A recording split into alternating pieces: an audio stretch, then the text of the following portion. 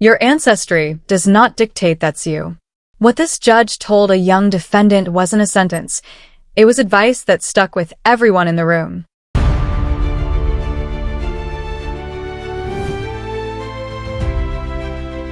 Subscribe for weekly courtroom stories. Court does call the case, People versus Darius Harris.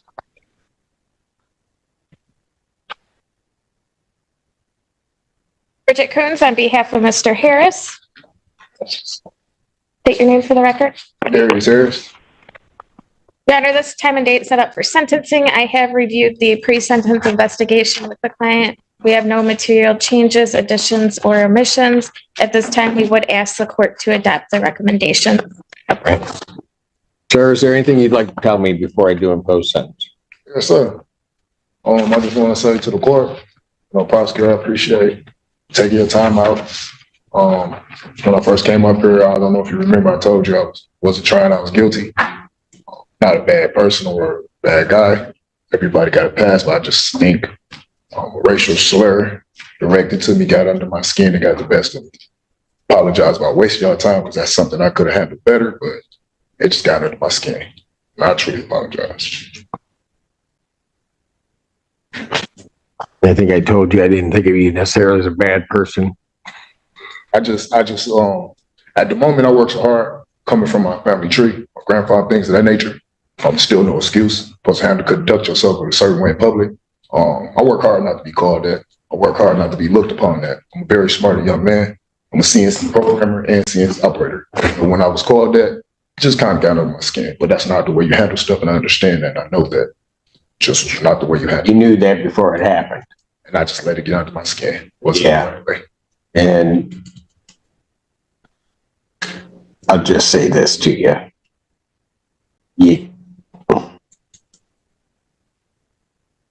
You know, when I took this position probably almost a quarter century ago, God, that sounds weird. Emily was here with me. She was 5. But you just, one of the things I learned real quick, and I knew it because of how I was raised, people are going to call you all kinds of things, right? And so I just developed this saying in my mind: you can call me whatever you want as long as you call it with respect, right? I don't let those words and those things get under my skin. And the reason is because whoever is saying that to me doesn't know me. And the only way, right? And you know what I'm saying, right? Sorry about that. You know what I'm saying? Yes, sir. And since you don't know me, you can't really say that about me. And the only way I let that get under my skin is if at any given moment I begin to think that about myself, and I will never, ever think that about myself.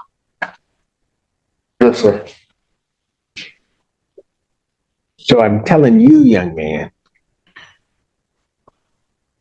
don't ever let that get under your skin, because that's not you. Yes, sir. Right? Yes, sir. You weren't raised that way. And I dare say this, because I know it. Your ancestry does not dictate that that's you. Yes, sir. You hear me? Yes, sir. And I know your people told you that too. So all I'm doing is repeating everything they told you. Right? Yes, sir. And I'm just sharing with you what my mama taught me. And she was the smartest woman in the world, ever, always was, and always will be. Got it? Yes, sir. Because you don't need to be here. Right? Right. No, I know. But you don't need to be here. Not for something like this. We're better people than that. Yes, sir. It's really simple. Sense of the court. I'm changing this a little bit.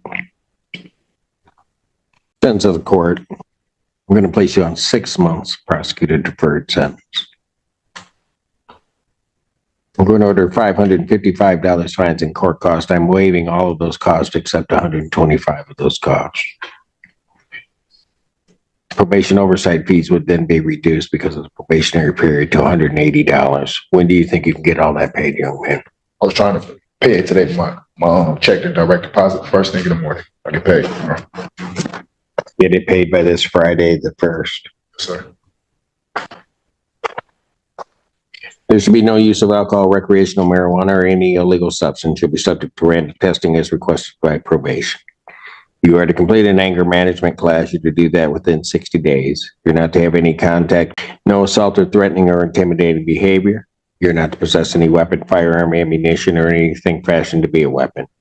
You're to report to probation as directed by probation, including any home visits. You're to maintain employment with verification to probation. I'll set a review hearing that's to be held February 12th, 2000. Well, actually, that's going to change the date. Ms. Polera. Oh, 6 months. Sorry, you're right. It's okay.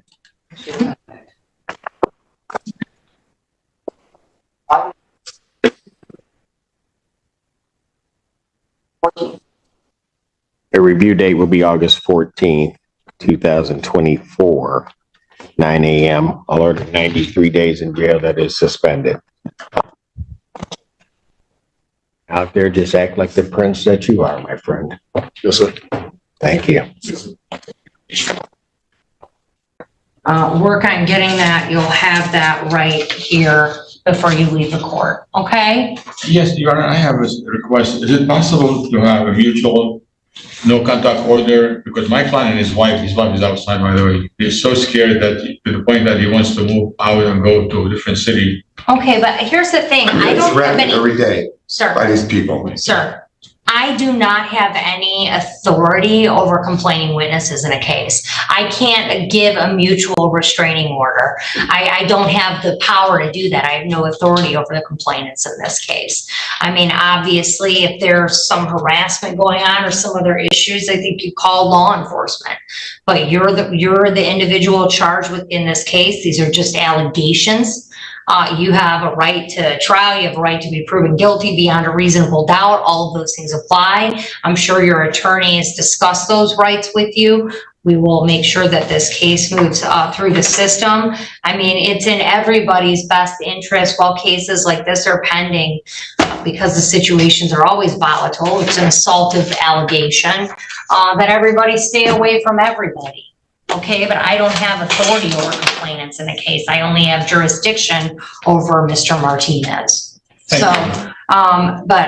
Counsel, if you just want to have a seat real quick, we'll have the court officer make you a copy of this order for discovery so that you can get discovery as soon as possible. And we will see everyone back in about 30 days. Thank you, Your Honor. 1 second. It's just a second, and if you could just make him a copy of that top page, officer. All right. And then when the parties leave, if the complaining witnesses on this case, if you want to excuse yourself now and go out and you can get in your cars and leave, and then we'll just have Mr. Martinez wait a minute or two, and that way there are no issues in the lot, okay? All right. Yes? Say something. He walks my friend in my house all the time with the dog. There's no reason for him to do that. He could go either way, but does it to provoke me and say something. All right, you two have got to be living in the same neighborhood. We're across the street. Listen. He just gave me the finger when we were out there when I was sitting down. Listen, I want you to talk to the prosecutor. Okay. Listen, I will. this is unfortunate because you guys have to live near each other, right? And I don't know if you're homeowners or what. Listen to me, ma'am. Listen, first you have to say your name for the record. My name's Irma Erdin. Okay, listen. If he lives right across the street, he's got to exit and enter his house, right? Don't go listen, Mr. Martinez, everyone do your best to stay away from the other side. Don't flip each other off. Don't talk to each other. Don't look at each other, okay? That's all I can tell you.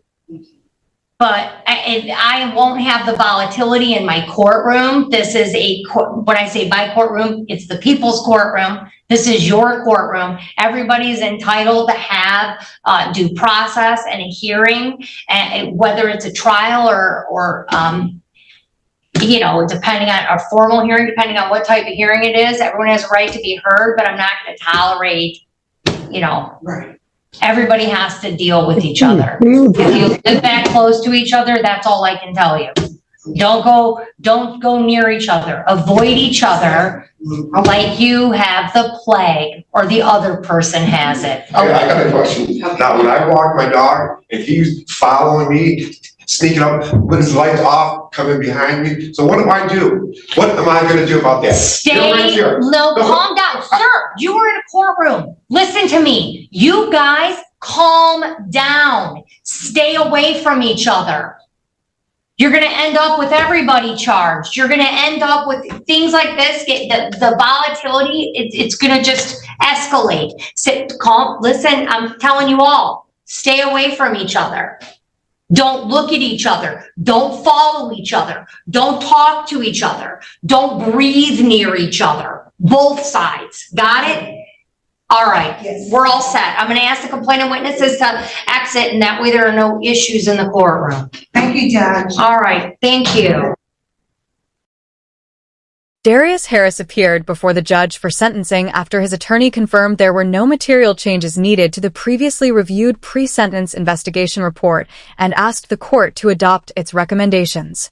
Before sentencing was imposed, Harris took the opportunity to speak directly to the judge, offering a heartfelt apology for what had brought him to court, explaining that a racial slur directed at him had gotten under his skin and led to his reaction, even though he acknowledged in hindsight that he could have handled the situation better.